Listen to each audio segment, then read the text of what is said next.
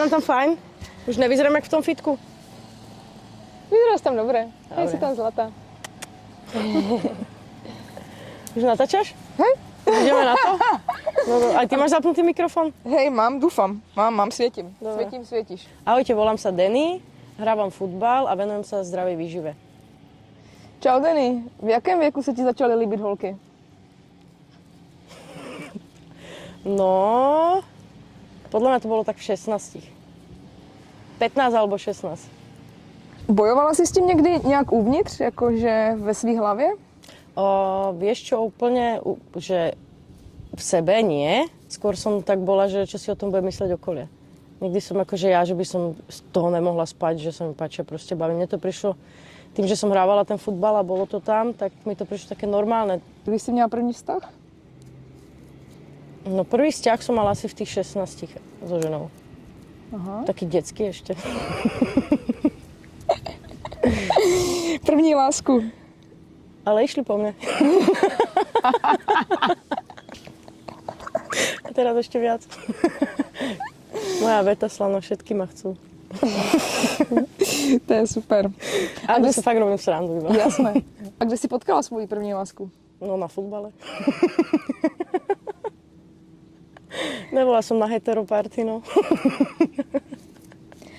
Byl nějaký první člověk, který mu si o tom řekla? Že se ti líbí holky? Tak asi iba v klube alebo kamarátky, ale takto, že iné kamarátky, akože normálne, tak to som nehovorila, lebo som nevedela, ako to zoberú. A rodine vôbec nie, no. Ani spolužačky ve škole, nic? Nie. Ja som moc do školy nechodila, mňa to nebavilo. Takže tebe nejvíc trápilo, co si myslí ostatní? No, asi tak, ale vnútri mňa to netrápilo, len to, že nechcem, aby o tom vedelo okolie. Nebolo to, koľko je to rokov dozadu, to nebolo vôbec ešte nejaké, to bolo už úplne tabu, hej, ešte to stále tabu na Slovensku je, ale vtedy to bolo ešte väčšie tabu, čiže nebolo to bežné. A jak proběhl tvůj coming out doma? S rodinou? No, moja rodina sa to dozvedela z časopisu.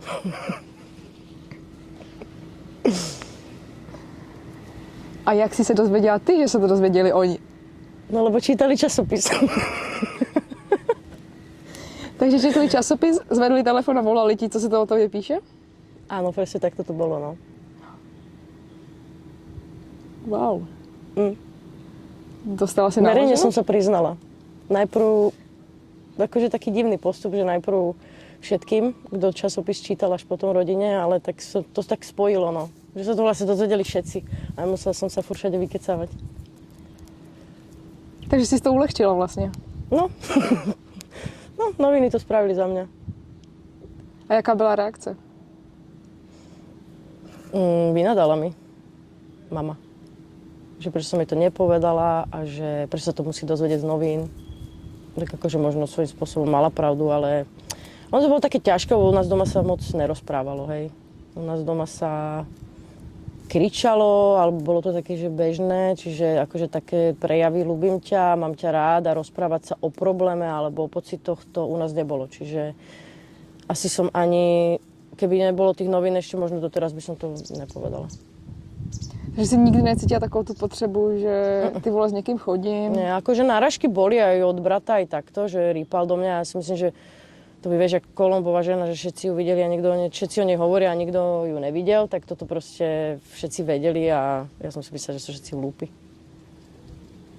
Ty si myslela, že si nenápadná, ty si byla úplně veřejně známá. Však to mám napísané na čele. Že to aj blíka, nevidíš? No v tvém případě jo, to rozhodně. Takže ty jsi nikdy neměla moment, kdy jste seděli třeba doma v kuchyni s mamkou a že by tě napadlo jí to říct? Bolo veľakrát, ale to bolo také, vieš, že ideš to povedať, ale nejde ti to proste, keby tu sa zasekla proste hrtant, že proste nedávaj to von. Jasné, že boli také momenty, ale neprišlo to nikdy a ani som to akože potom nakoniec som to nejako úplne dala bokom, že aj tak však sa nerozprávame nikdy o ničom, takže prečo zrovna o tomto? To chápu. Co brácha na to? Ten mal také tie hnusné poznámky, vieš, že ty lesba a takéto, vieš. Keď sme sa hádali, vždycky to akože tak vytiahol. On to vyťahoval ešte vtedy, keď to nebolo predtým, než to bolo v tých novinách. Že vtedy som chytila taký ten rapel a útočila na neho úplne proste všelibarčím, len aby som mu to akože nejak vrátila, lebo v dome to bolo počuť, keďže to aj mama počula a to boli to len také rýpaci, takže som si to dala vždycky tak bokom, že asi to nevníma ani nič, ale podľa mňa úplne všetci vedeli aj tak. A teraz si myslím, že teraz je to také vtipné, že vždycky, akože keď sa mne páči nejaká baba, tak sa páči aj bratovi a nakoniec ju aj tak vždycky dostanem ja. Takže je to taká úplná halus, že keby si počula niekedy tie akože naše rozhovory, ten, že u mňa pracuje, že sa bavíme proste o ženách spolu. Že tak akože normálne je to vtipné, že zamestnanci sa proste smejú, že kúkajú, že akože nevidím na tom ja nič zvláštne, ale akože je to asi pre ľudí normálnych je to vtipné, že akože sestra sa s bratom rozpráva proste o žene. Takže brácha je s tým úplne v pohode. Hej. Brat úplne akože ten mi ešte vždycky povie, že Jakub, si zasa našla. Že pekná je len, ale akože tupá. No a tak, takže... Ale má lepší odhad na ženy, hej? To měl být můj dotaz. Jestli má brácha pravdu, že je hezká a tupá. No, áno. Hodně často. Áno, brat má akože... Podľa mňa máme rovnaký vkus. On má zase lepší odhad, že na tých ľudí, jak sa môže... Akože čo tá žena... Že, charakterovo. Že dokáže viac odhadnúť, že čo tá žena je zač, lebo vždycky mi proste povedal, že toto ne je žedený, že toto akože pekná je, ale to nedopadne dobre a vždycky to tak akože bolo, hej. Takže mal vždycky pravdu. Takže vkus máme rovnaký, ale názory máme, on má tie múdrejšie, no. Ja som taká, že idem do všetkého vieš, a tu som proste sám, celkom sám dneska, s palmičkami. S kočkou čtyřnohou. Ja aj kočkou, no. Takže ta reakce byla, že ti máma vynadala, ale jak to přijmula? Potom to už prijala, už potom som ho zoznamovala aj s mojimi priateľkami, ale jak ona s tým v tele žila, ja neviem. Protože se o tom nemluví. Nemluví sa o tom, no. Vždycky je tak, že čo povedia ostatní, no. Že možno to ani tej rodine nevadí, ale žije v nejakej dedine a čo na to povie suseda, čo ide z igelitkou do obchodu akurát. Že veľa to takto býva, že čo povie okolie na to, že aby to proste neprasklo alebo nešlo von. Akože ja poznám veľa ľudí, čo sa s tým proste strašne schovávajú a neviem, berú to stále tak, že aby o tom nikto nevidel. Takže ja im rozumiem, pretože som si to prežila sama. Popiš mi svůj coming out doma 3 slovy. S rodinou, myslím. To fakt neviem. Ani popísať. No toto fakt neviem, ale... Jak mám odpovedať, neviem. Takže dobre, nejakým to spôsobom prijala rodina, ale čo sa v nich odohrávalo, ja neviem, jak s tým ďalej žili. Ne, z té tvý strany. A z mojej strany? Akože keď sa to dozvedeli, myslíš? Jej, to je super. Poď sem, to je super, že tam bude.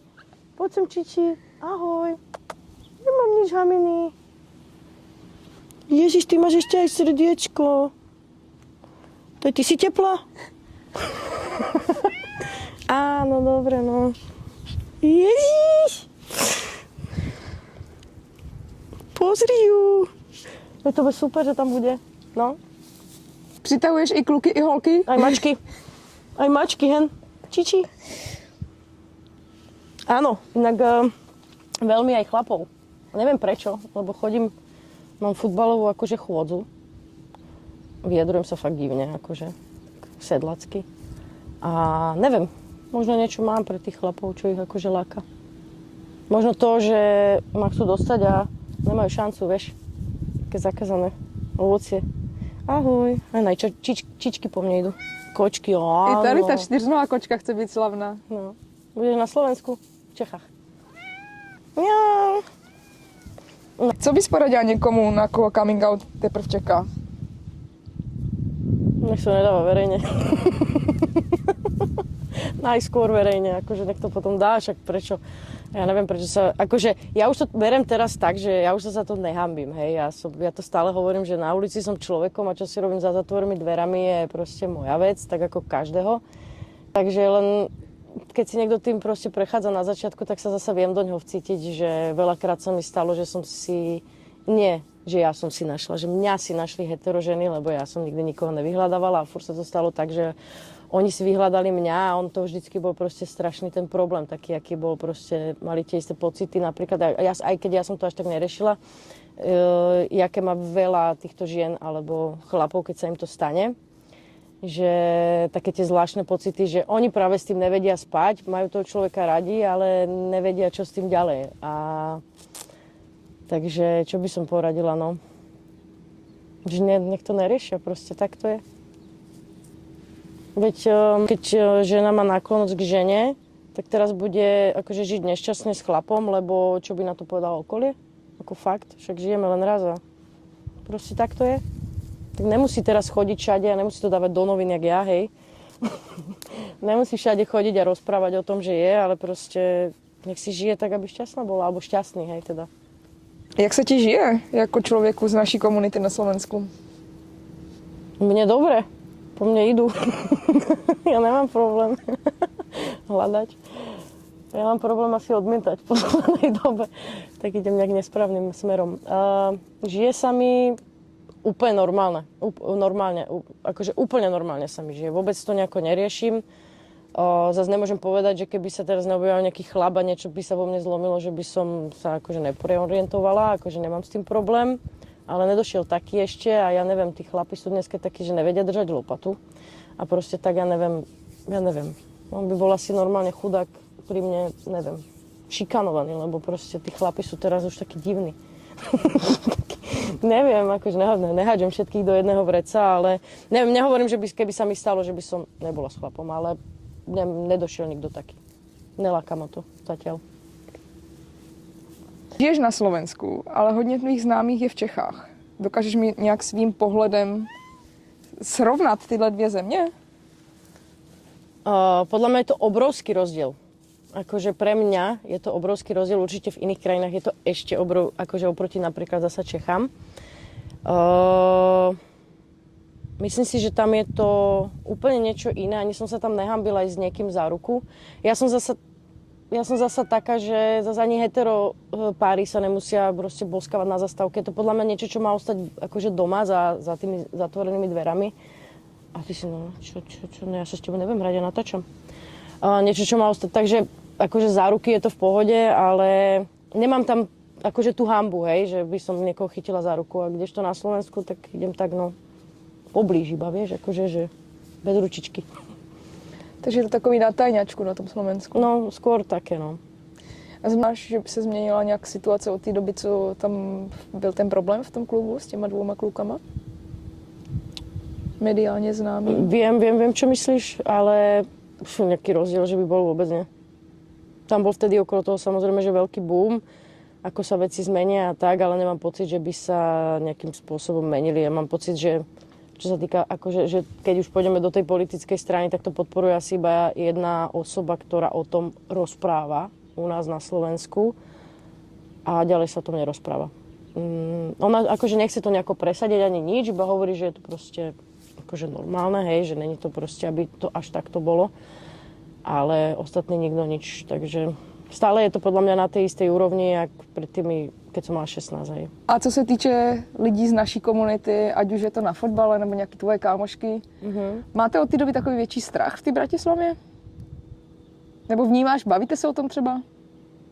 Akože nebavíme sa o tom a že by som mala nejaký väčší strach ani nemám, lebo proste dneska už je to také celá, je nejaká taká doba, hej, samé sú tieto útoky aj v iných akože v inej zemi sú útoky a nemyslím akože na túto komunitu, ale človek ide po ulici a zrazu proste prejde nejaké auto, takže že by som to vnímala, no tak akože všade sa niečo deje, ale že by som mala nejaký väčší strach, tak nie, ale ja ani do klubov nechodím, čiže neviem, akože nevnímam to tak, že by som mala mať teraz väčší strach.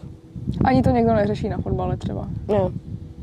Hele, to je super, protože my v Praze se o tom hodně bavíme a vím, že lidi, kteří cestují do Bratislavy, jedou třeba na výlet nebo na víkend, Tak majú takú tú pochybnosť, že? áno. Ja sa ani nedivím, akože, ale hovorím, ja tým, že nikam nechodím, tak akože tú pochybnosť nemám, že čo by sa mi kde mohlo stať. U nás na Slovensku ani je asi iba jeden klub a je vyložené pre chlapov. Čiže my ani nemáme akože niekde, kde by sme sa išli naša komunita zabaviť. No fakt do toho Česka jedine, alebo do Rakúska. čo je bližšie akože ako Česko.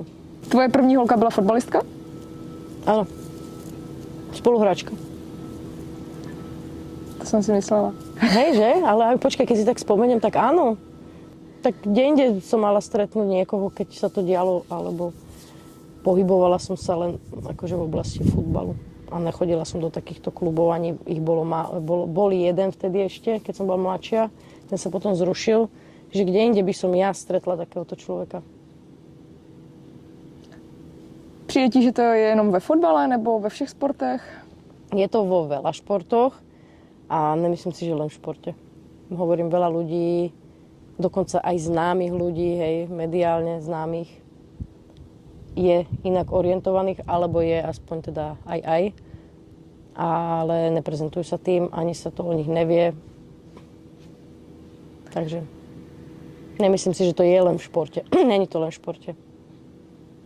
Myslíš, že by to pomohlo, kdyby třeba nějaká známá moderátorka řekla o sobě, že má holku, jestli by to pomohlo v tom mediálním obraze té republiky? Na Slovensku by to asi možno uškodilo jej, ale nemalo by to nejaký dosah na to, aby Slovensko zmenilo nejaký názor. Že...